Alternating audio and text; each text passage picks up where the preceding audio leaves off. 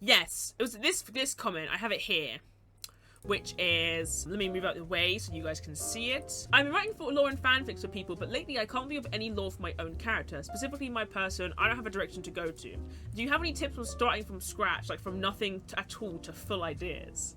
And I'm like, of course I do. Like, coming from like one idea to another idea is literally my whole job. And that's why I like doing these class streams, because I like to teach you things that I think come inherently to some people, but don't come inherently to other people. I think it's important to understand that everyone comes up or makes characters different ways, and the types of characters you like, you might not be able to write about, but you can understand why you like them. You need to be able to like be comfy to scrounge around for stuff. But if you do want to start from scratch, boy howdy, I have some advice from you. Because, well, let's get into it. Let's get right into the news. As the kids say, as the kids say. Presents. Hello. This is my creating characters stream. Yes. This is by Peb and 5 of his friends. You can discuss which friends you think that is. We have a little stream prepared by Peb and myself about writing characters. This will probably go back onto to YouTube at some point in a nice edited form. But this is creating characters from scratch by me, obviously. So, who am Elf? So every time I do this, I like to do a who am I and why am I telling you this? Why am I yapping to you about this? So I am MissedStrange. I am a storyteller VTuber, self-dubbed storyteller VTuber. Self-dubbed. God, this is gonna go brilliant. I like to write and read stories. I do a lot of non-fiction reading, and I do a lot of fiction writing about VTuber lore. Currently, one of the projects I'm working on is a webcomic for somebody, which is going to be very fun. Reasons why I'm chatting to you about stuff today is because, number one, I have a degree in this. It's not relevant to anything we're talking about. Well, it is, because my particular study was characters in several different types of media, and my dissertation, I did 2 dissertations, and one of them was a critical review of fundamentally breaking down characters in a couple of popular pieces of media. The other one was a text-based story involving literally about 13k words involving 2 characters. So that was fun. Yes, I have a degree in this. I make a lot of characters. I also make them kiss, which is kind of relevant, I guess. Like, like, you know how the video was talking about like the how and why, like the want versus the need, you know, I want them to kiss, but how do I make them kiss, and do they need a kiss? Very important factors to consider. I'm a storyteller VTuber. It's my favorite thing to do. I like talking about writing and reading, and I thought, why don't I just, I get this comment a lot of like, even with our D&D streams, people are like, how do I start making a character? Like, I know how to do the sheet, but how do I start like making the backstory and stuff? This is sort of a catch-all lecture, so I will talk very briefly about like applying this to D&D, and it can be applied to almost any medium. I've tried to make it as general as possible to apply to most any media. Also, unfun fact, I was on Amino for many a year. I was a popular curator on Amino for many years. And for those who don't know Amino, you are saved from that knowledge. For those who do, you know that I was in the trenches. I used to make a lot of OCs, a lot of characters, and like, it's something that I considered like quite a nice pastime. Like, it's just one of my favorite pastimes to have. But yes, that is me. I think we're gonna get to the disclaimer bit now. Okay, today we will learn what is a character, why do we need them? Obviously, we do need them for anything. And how do I start making one? And to what end so you can make silly guys? So like, there's a couple things we're going with when it comes to making a character. Like, why we're making the character is super important, because you can make, if you're an artist, you'll make characters like a lot, because you'll draw them and you're like, oh, this is my character. and maybe you'll think about the way you want to implement them in certain things. Even if you're just a casual, I don't want to say casual, if you are not interested in writing anything, if you have a character in your head, you can realize them a lot better than somebody who hasn't got a character in their head. Or like, for example, my persona, this character, you see this thing, like, this was in my head as a concept before I decided to become a VTuber. But I had to decide what mannerisms I wanted my character to have, or why she looks a certain way, or, you know, obviously, like, why I talk a certain way. I talk the way I do because I'm an idiot. But, you know, like, why did I pick certain elements to keep and certain elements to not keep? Because, like, why am I a storyteller VTuber who's an elf? I don't know. But I do know. I do know why I'm an elf. That is a conscious choice I have made when making this character. If people are up for it, I don't want to like force a boring lecture workshop on people. But if people are up for it, we can make a character. And I was gonna pick a theme, and the theme I was gonna pick was actually Monster Hunter, because you guys we've all been bashing that out recently, haven't we? And I have my character in Monster Hunter. I love to make a little lore profile for her because she has like a big scar on her face, and like I haven't actually thought of anything as to like why she has that. Yes, some notes. Characters can be made in a multitude of different ways, and can be used for just as many. Yeah, like there's so many ways you can make characters. Like even if you're playing a role-playing game, for example, and you do your character creation, you have made a character. Even if the game soft locks you into a story, you still make conscious choices about the way your character looks, the way they sound, what class they are, and why they're that class. Think like Dragon's Dogma. Like, again, lots of my characters have a scar over their face, because I like scars. I think they're cool looking, and two, like for Dragon's Dogma, your heart gets taken by the dragon. So I always make the scar where the eye is. I always make it like red to look like a dragon's eye, and that's because I'm linking that character to the dragon. This method is a beginner's method. This is the method I think works for most anybody. It does require a little bit of work, but, you know, as I like to say of most of this, take what works for you, leave what doesn't. If you think, oh, Strange, I don't have 20 minutes to make a character sheet, I'm like, you can just make a 10-minute one, or a 5-minute one, or just like jot ideas down about a character. It doesn't need to be as complex as you think it might need to be. What is a man? A miserable What is a man? What is a character? Like, this is a very iconic quote from hit game Castlevania, and I think it's great. I know nothing about Castlevania apart from this, and that's because they chose to have a character say this. I just think it's great. I think it's a great quote. Anyway, what is a character? I have taken this from literaryterms.net. If you ever want to find out literary terms, go there. But let me read this definition out in my actual proper voice. Not my fake VTuber voice. my fake VTuber voice. Also, I don't have my book with me. I need my book. What is a character? A character is a person, animal, being, creature, or anything in a story. Writers use characters to perform the actions and speak dialogue, moving the story along and a plot line. A story can only have one character, protagonist, and still be a complete story.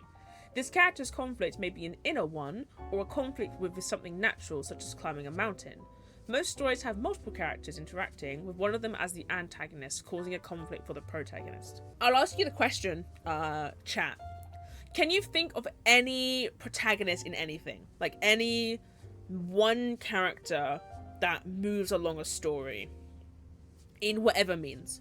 So, like, I think someone said, like, Luffy. Like, Luffy's a protagonist. Like, even though he's an absolute idiot, every action he does moves the story along in some way. I think he is like the central character to, especially like to the, I've been watching the live action, so I'm going to come from a different perspective here, but he's a very good character in the live action. Like, he moves the majority of that story. What other character is there? I mean, Bayonetta, technically she actually doesn't really move the story along as much as you think she does. But she always has a mission. She always goes somewhere. She always does the thing.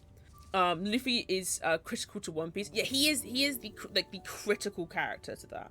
Like, the story wouldn't be the story that it is without him as a character. Like, if you put let's do our swap. If you swapped Bayonetta and Luffy in the stories, they are going to have a different story overall. The plot line might be the same, but the story might be different as a result because of their actions. David, yes, David's a very good example of a protagonist, because he's a fallen protagonist. He's a tragic protagonist. Kind of similar, actually, in a weird way. He is similar to Macbeth in the sense that he gets everything he wants. He loses a lot of things, he gets everything he wants, and then he goes insane. Like, he is a very good protagonist in that sense. Because I think the video was a good idea of this. They can get exactly what they want, but every character is gonna react differently to that. He suffers so much because of his choices. Yes, like, he gets everything he does, he gets. But, for example, a character like Bayonetta is never corrupted by power. And that's because she is, in proxy, a powerful character. She doesn't need to be corrupted by it. If you gave Bayonetta a corruption arc, that wouldn't make much sense, right? But if you give another character a corruption arc, it might work. What's a good example I can give for another character with corruption, with an arc like that? The story and the plot are shaped around the character, if that makes sense. It's why having a good character, like having a good, in terms of not even like a good as in morally, a good character will service the story and partake in the story. And it's sort of a thing that applies to protagonists too, like in D&D. Your players in D&D need to have some sort of agency, right? And the way you do that is by making things that challenge them. May that be a trap, may that be a monster, may that be an ideology that they come across. You challenge them in ways, because like I like loads of characters just in base, but I rather enjoy as a DM prodding characters to see their reactions to certain things. I like when the player has to think about why their character acts a certain way. What if it was external corruption? That would be something that the plot would service then. So the plot would have to make sense around that. But again, I don't think it's a character that would be able to have a corruption arc, for example. Characters in literally shortening this are literally just people or things, a thing that moves a story by interacting with the story, and then it moves along the plot. If you have no characters, you have no plot. Like, that's something that I got taught in university.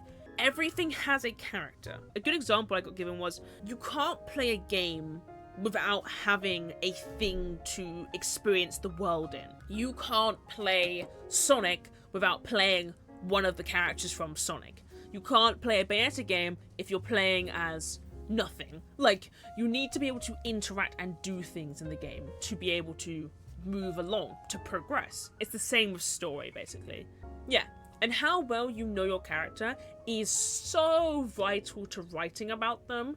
If you don't know your character, like, at all, you cannot write well about them. I'm not saying you have to know every single thing, and sometimes it's good not to know every single thing about your character, but you need to know why they are a certain way. Like, a good example, actually, yesterday is that we were talking about our lore, and it's like, why does your character have white hair?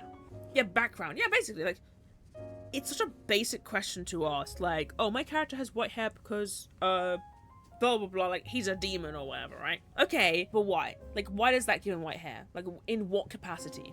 If you don't know your character at all, you're going to suck at writing them. And if you're going to suck at writing them, we, as the audience, will not understand your character in the slightest. It's why some of the best characters, in my opinion, are people...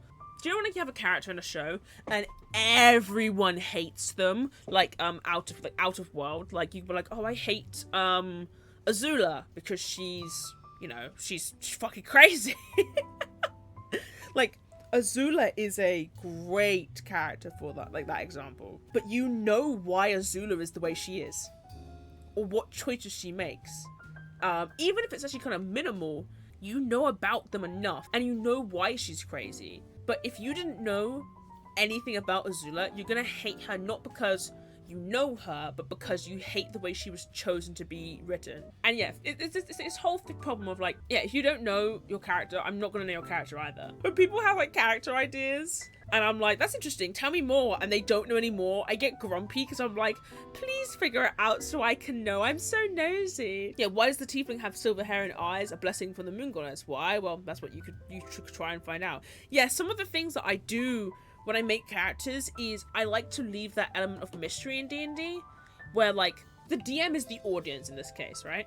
Because there are some things that I kind of do that in a case of, I want you to challenge my character in something that they could never imagine. So like, for my first character, she found like her like dwarven house was like completely disgruntled, like they were you know, she had heard all these stories of like, oh, her house is really good like one day, but now it's like fucking ass. And so one of the challenges, that's when I got introduced to my backstory, and then she's this way. She's kind, she's giving, but she's ultimately a stranger from a strange land. So people took advantage of her at the beginning of the campaign, her nicety at the beginning of the campaign. Because she was so willing to learn about her ancestry. And then now she is like the ruler of like her keep. She's a lot more stoic. I'd say she's a lot more hardened. She's very like, we need to sort out the problem now by any means necessary, and we do not let anyone stand in our way. And she's progressed in a way that I love for her, if that makes sense. Even if I didn't know what I was giving my DM, I knew that she needed to be challenged in some way by something. What about the trope of having amnesia? That's a good one, Dwella. That's such a very good question to ask. I think amnesia is a fine thing to write about.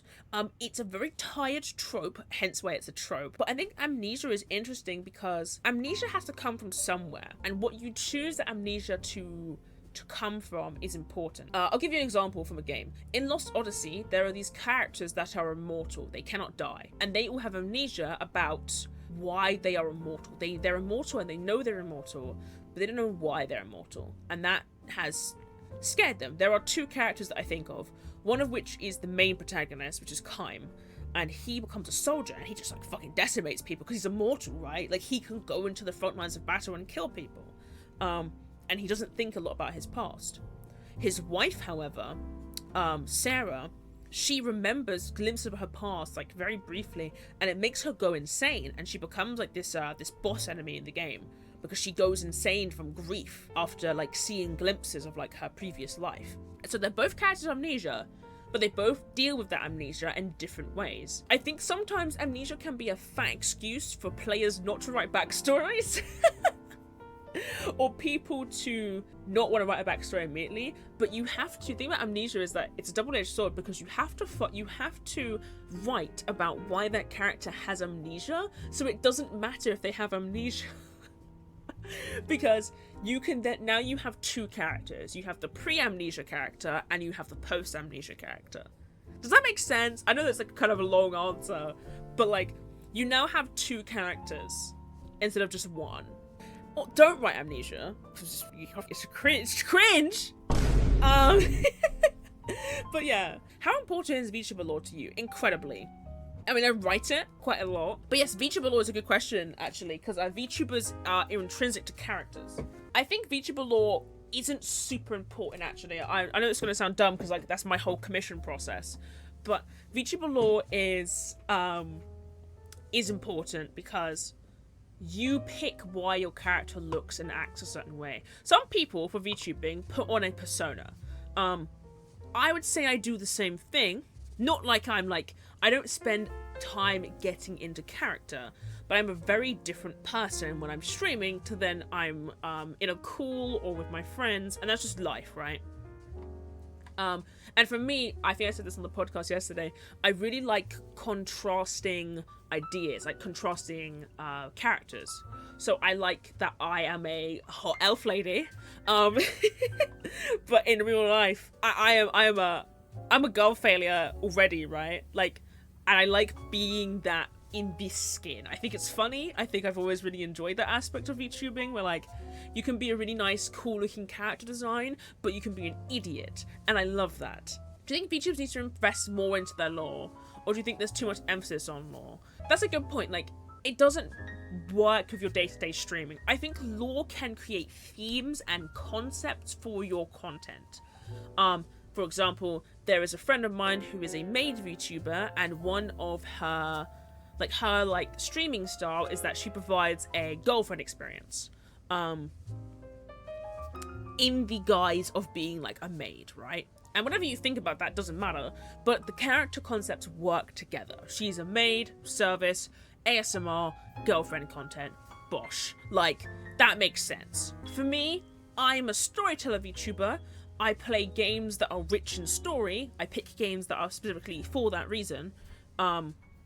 Like, any game will work as long as I'm enjoying it for story reasons, but also I like to just play like Monster Hunter and stuff, and like I like to sit and talk about lore, and I like to talk about writing, like and you create things around your own character theme. Not being basic or bad or anything, it's just like not explored much about what you tell them in their lore. Yeah, like the whole concept of Justice and Advent is that they are hunting each other. You know, Advent jumped out of prison, and Justice's job was that they hunt criminals and stuff. So like when they interact, they play upon that concept, and that's cute. But like we know that like they're just streaming, if that makes sense. Like it's not deep, like they're just streaming like fucking power washing simulator together. Yes, I digress. If you do not know your character, I'm not gonna know your character. Same with VTubing. Characters make stories! Yay! Without them, there is no story to tell. If you have no character. Yes, we are on the page. Yeah, think about some of your favorite characters. Why are they your favorite characters? So like, we have over here, we have hit character Bayonetta. Like, I love Bayonetta, obviously. She is a great character because she is a girl boss. As we say in the business, she is a girl boss. Hold on, where's my little pointing stick? Glaceon? Because Glaceon, like, Glaceon is a very good pick because it's not a human character, but the thing about Pokemon is that they have characteristics that remind you of humans. Nice taste, holy shit. Thank you. Like, Bayonetta is great. She is a strong female character, and she moves along the plot. Like, I'd fight a war for Moko. Yeah, I would too. I would fight a war for... I actually was going to put Elizabeth Rose Bloodflame on here originally. If you guys don't know who she is, she's a Hololive VTuber. She's one of my favorite VTubers ever. But like, Uraraka, for example, she is just a nice girl. She's just a nice girl, okay?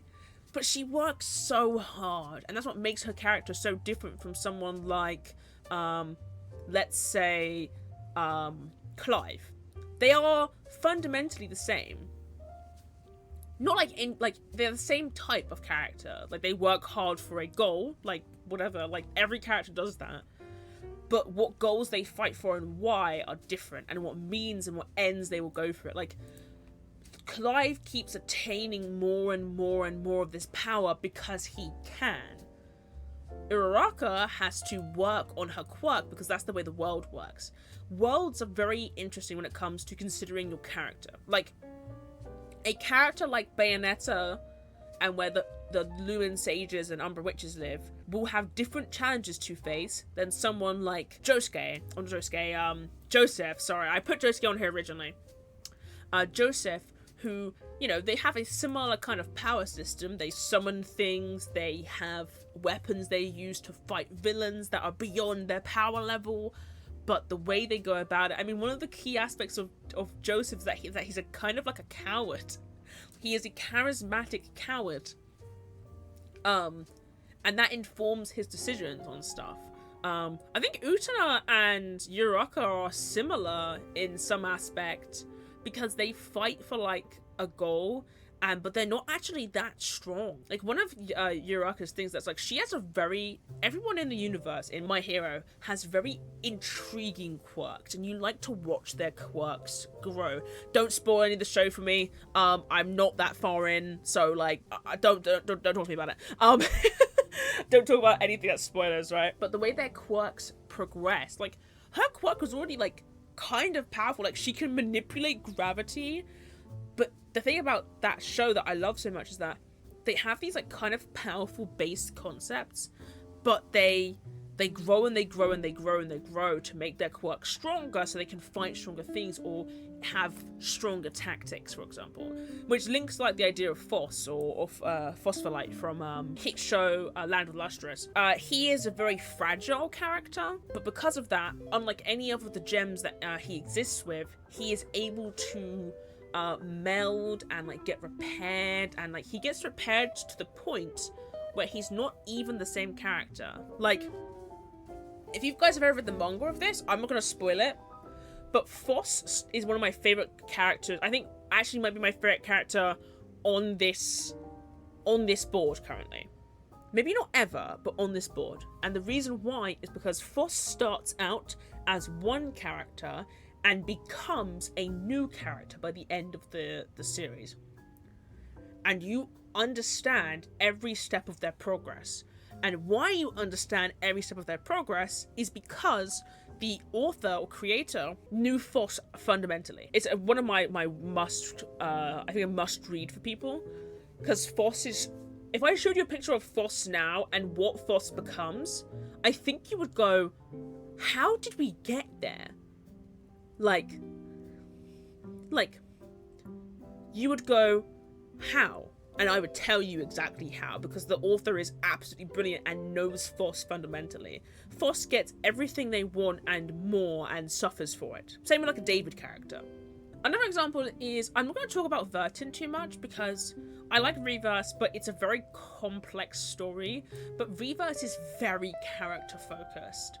And so every character has to be made to combat Vertin's like attitudes, basically, or like sensibilities as a character, which is always very interesting to see. But and even like Kirby and Clive, I was talking about this actually before I made this PowerPoint. I came to the realization Kirby and Clive are the same character. They are both underdog characters who absorb power from enemies to become stronger. And obviously, because of the tone of their worlds, it's a bit different. You know, they're a bit different fundamentally, but they are the same character. Don't like laugh at me, this is true. They are the same character. Like, I don't remember a bit where like Kirby's dad, like Kirby's like, you know, a bit. They are the same. They are the same. They explore the story so differently because of the worlds they exist in. They are different things. And even Peb, I know I put Peb as a joke one because I couldn't actually think of a last one. But Peb is a character. You guys have given life to Peb. Every time you do a TTS, you add to the lore of Peb. Like, you add something to him. Man, I sure do lobe drinking and reading can't drive, because I don't have a license. Nor because I was inebriated, but because I have small legs and little arms. Peb can't drive. Peb can't learn to drive before I learn to drive. I'm still young. I still have time to learn. Remember when Kirby's mom sold him into slavery? You know what I mean. That didn't happen. But you know what I mean. Like, they serve the same function at a base level, but they have different worlds they exist in. The most important thing, I think, to take from this is when making characters at any stage, even if you are the most experienced character creator in the world, is to question why your character is a certain way. Yeah, like the example of like, your character has white hair. Why? Your character is a samurai. How? Why? When? When did this happen? You question your character like a survey. You might be know where I'm going with this then. Question everything. The best way to question your character when you're unsure to start is using a character sheet. Now, character sheets can be a list, literally. I don't know if you guys have ever seen these, but they can literally just be lists. But as much like tabletops, you can create a character sheet that encompasses all the details of your character in one spot. Yeah, you question like a survey, like just literally like, what, one of these? Have you guys seen one of these?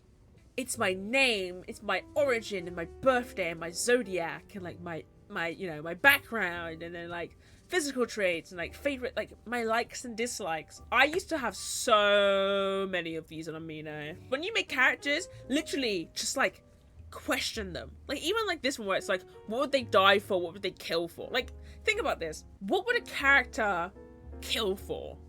Like so fundamentally that like they would, knowing the extremes of your character are as important as knowing what their birthday is. Like, and like, what do they celebrate their birthday? Is it not important to them? Like, think about people you know. Like, for example, my dad. I didn't know my dad's birthday for years. Chicken nuggets. They ain't that good. But I know my dad's birthday for years, and that is a kind of a conscious character choice he made. Why? I don't know. It's all things that make up someone. They make their personality up. Like, if I tell you like one thing about him, you don't know why people make these decisions, but every decision makes up a character. Like, all together, all encompassing, they become a character.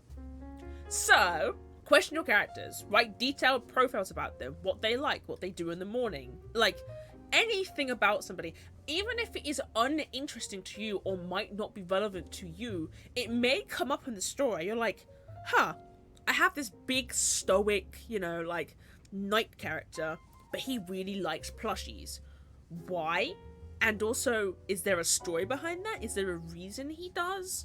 Is it a funny thing you can add in? Some of the best times that when people explain their like D&D characters to me, for example, like before they start making their character sheet, that is kind of what this is, where it's like, they're like, oh, I have this character and he's 10 kobolds in a trench coat because, they all left to search for a thing. And I'm like, huh, you've thought a lot about this character. And then, like, they get into the game and their character becomes kind of different.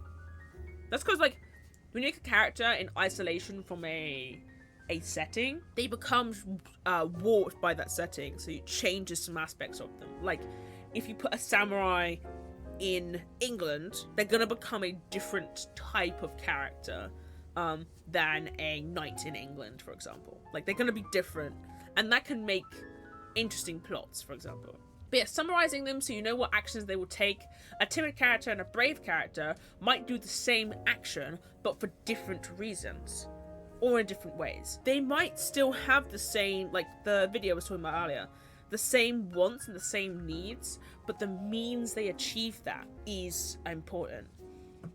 So that's something that I do when I write my D&D villains, is that I say, this is what they want. This is what they want. They are only characterized by wants and desires, rather than like they need to do stuff, right? This is what they want. Here's what they need to do it, and what means are they going to achieve that by? So are they going to lie in wait, or are they going to ambush the players, make them weak, or are they going to do this? Like, it's all important things to consider when writing for anything, really. Like, the wants, the needs, and the means they're gonna achieve it. The Frodo example.